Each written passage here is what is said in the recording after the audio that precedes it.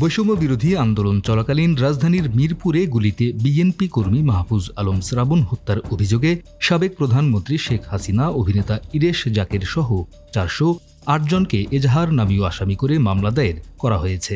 মামলাটি করেন নিহতের ভাই মোস্তাফিজুর রহমান বাপ্পি। এদিকে ইরেশ জাকেরের বিরুদ্ধে মামলার খবর প্রকাশ্যে আসতেই খেপেছেন ভক্ত থেকে শুরু করে শোবিজ তারকারা। বৈষম্য বিরোধী আন্দোলনের পক্ষে থাকার পরও কেন এই অভিনেতার বিরুদ্ধে হত্যা মামলা, তা জানতে চেয়েছেন তারা।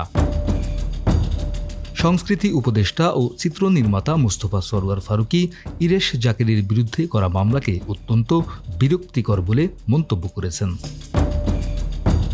ইরেশের বিরুদ্ধে মামলার প্রতিবাদ জানিয়ে ফেসবুকে নির্মাতা শিহাব শাহীন লিখেছেন, ইরেশ জাকের জুলাই আন্দোলনে সক্রিয় ছিলেন, আর তার বিরুদ্ধে কিনা জুলাই হত্যা মামলা।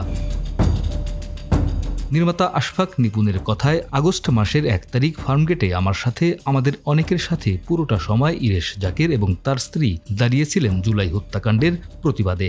উনার এবং আমাদের অনেক সহকর্মী একই সময় বিটিভি ভবনে শোক প্রকাশ করতে গেলেও উনি সেখানে যান নাই। বান্ডেল থাকলে প্রতি সেনমানিতে টাকা বাঁচবে। বিকাশ সেনমানি বান্ডেল কিনে জিতুন প্রতি লেনদেনে।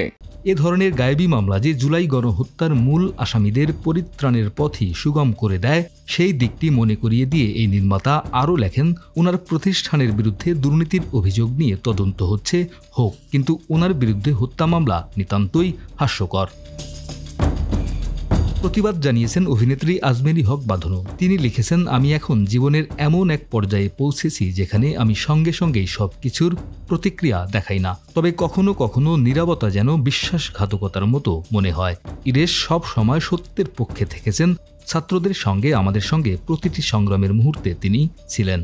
তিনি কঠিন সিদ্ধান্ত নিয়ে ছাত্রদের পাশে, সত্যের পাশে দাঁড়িয়েছিলেন, চাপের কাছে নতি স্বীকার করেননি। আজ যখন দেখি তাকে হয়রানি করা হচ্ছে, তখন হৃদয় ভেঙে যায়। এ হত্যা মামলায় 408 জনের মধ্যে অভিনেতা ইরেশ জাকের 157 নম্বর এজাহারনামীয় আসামি। মার্কেটিং ও বিজ্ঞাপন সংস্থা এশিয়াটিক 360-র ব্যবস্থাপনা পরিচালক পদে আছেন ইরেশ জাকের। গত 25 এপ্রিল জাতীয় রাজস্ব বোর্ডের সেন্ট্রাল ইন্টেলিজেন্স সেল কর ফাঁকির অভিযোগে এশিয়াটিক মার্কেটিং কমিউনিকেশনস লিমিটেডের সব ব্যাংক হিসাব জব্দ করে। ডেস্ক রিপোর্ট, আমাদের সময়।